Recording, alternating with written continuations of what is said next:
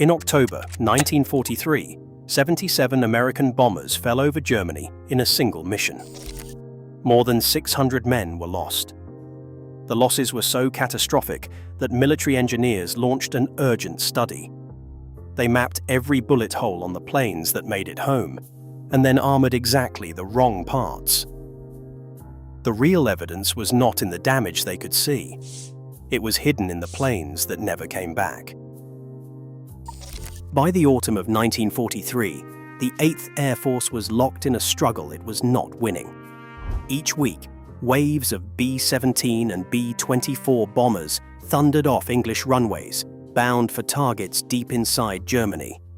The tempo was relentless, sometimes 2 or 3 missions in a single week, while the odds of survival grew worse with every sortie.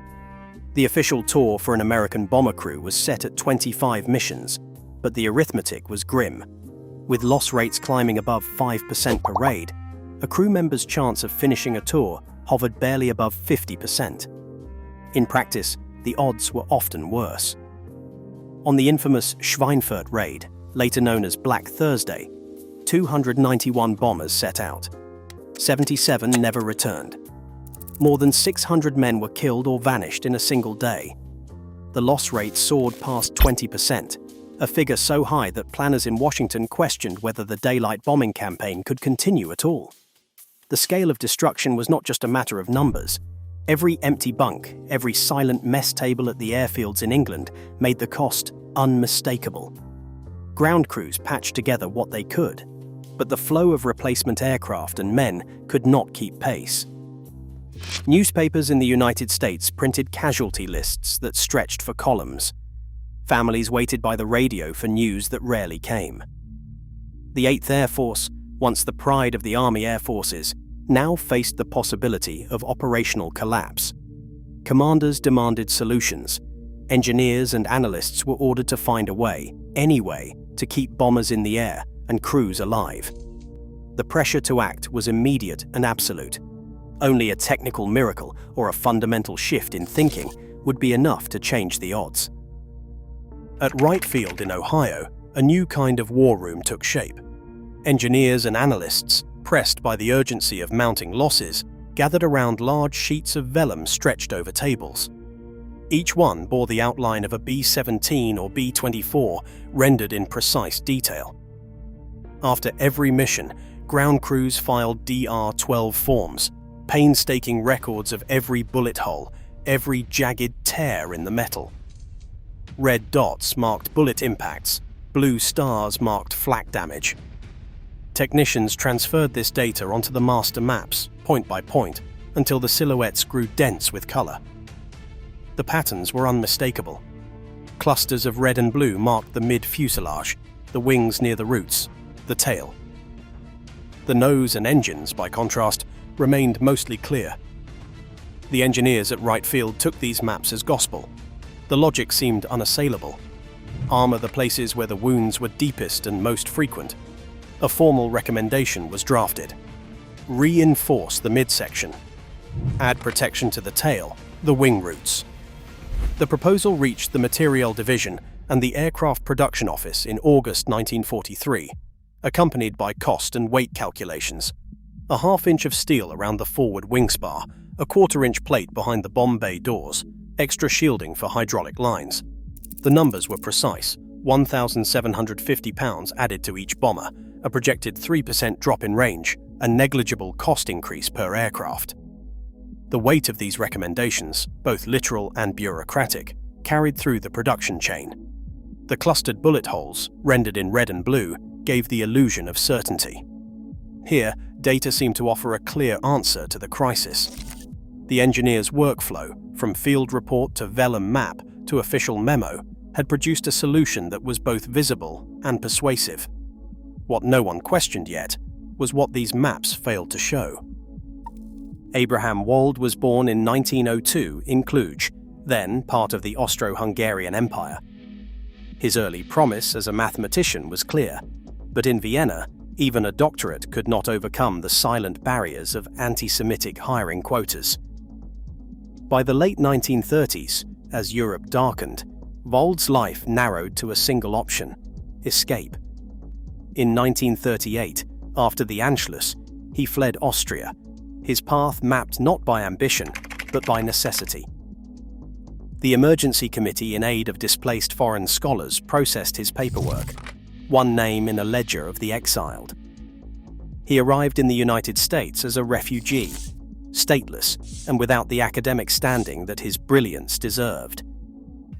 In New York, Wold found a seat at the statistical research group known as SRG, a wartime collective of mathematicians and scientists gathered in secrecy at Columbia University.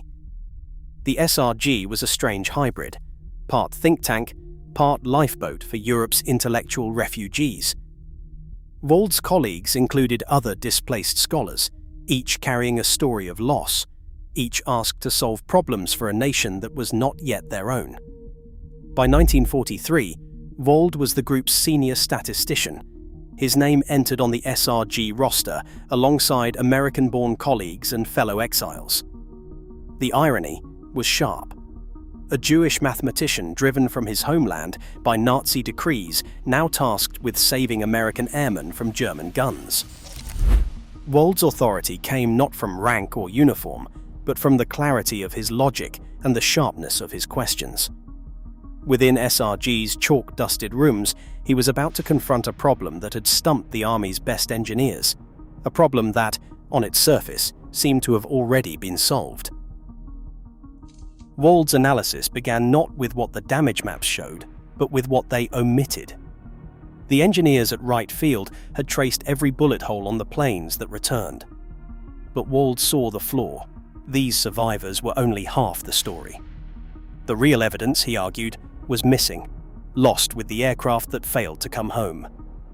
In his memorandum to the Statistical Research Group, dated October 18, 1943, SRG Report 45, Wold laid out his reasoning in 3 deliberate steps. First, he identified the sampling error. The data represented only those planes that survived their wounds. Second, he reversed the logic. If a certain section of the bomber showed few or no hits on the maps, it was likely because hits to those areas meant the plane was lost outright. Third, he drew his conclusion. The areas that appeared untouched, the engines, the cockpit, the control systems, were precisely where armor was most needed. The memo's language was clinical, almost understated. The areas of the aircraft which exhibit the least damage on the returning aircraft are most likely to be the critical points whose damage leads to loss. Wold recommended armor for the engine nacelles and the tail section controls, leaving the heavily punctured fuselage as it was. This was the intellectual pivot that would later be called survivorship bias, a term coined years after the war, but born in the logic of that memo. The military's faith in visible evidence had led them astray.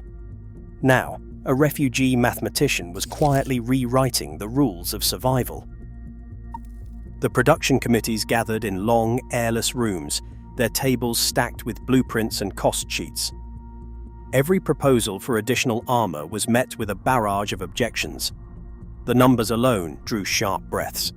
1,750 pounds of extra steel per aircraft, a figure that threatened to tip the delicate balance between firepower and flight.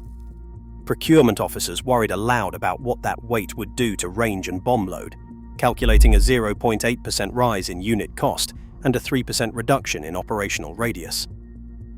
The Boeing and Consolidated representatives, already working double shifts, warned that new welding steps would slow the assembly lines, risking delays at a moment when every day counted.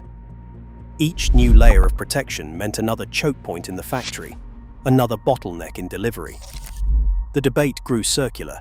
Engineers insisted on the necessity, accountants flagged the cost, and production chiefs pointed to the backlog of unfinished airframes. Without proof from the field, the committees stalled, unwilling to gamble on a fix that might trade one kind of loss for another. Bureaucratic inertia, as much as enemy flak, threatened to decide the fate of the bombers. Test aircraft rolled out of the hangars at English airfields, with new armor plates fitted to the engine nacelles and the narrow channels that routed control cables through the tail. The modifications were modest. 1/8-inch steel covered the engine heads. Quarter-inch plates shielded the rudder and elevator controls. The engineering teams logged every pound and every flight hour. Over the next month, these retrofitted bombers flew the same routes into Germany, braving flak and fighters alongside unmodified planes.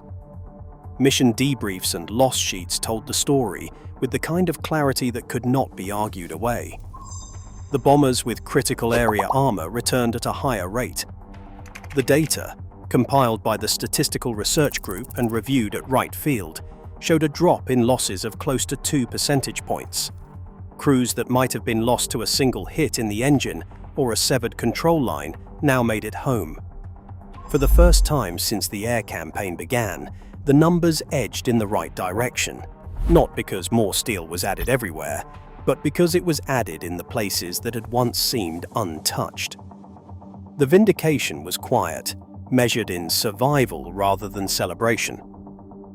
Today, we still trust what survives and overlook what is lost. The most dangerous errors are often the ones that look reasonable, mapped out in plain sight. Wald's lesson endures. Sometimes the missing data matters most. The cost of ignoring the invisible is rarely measured in numbers, but in lives.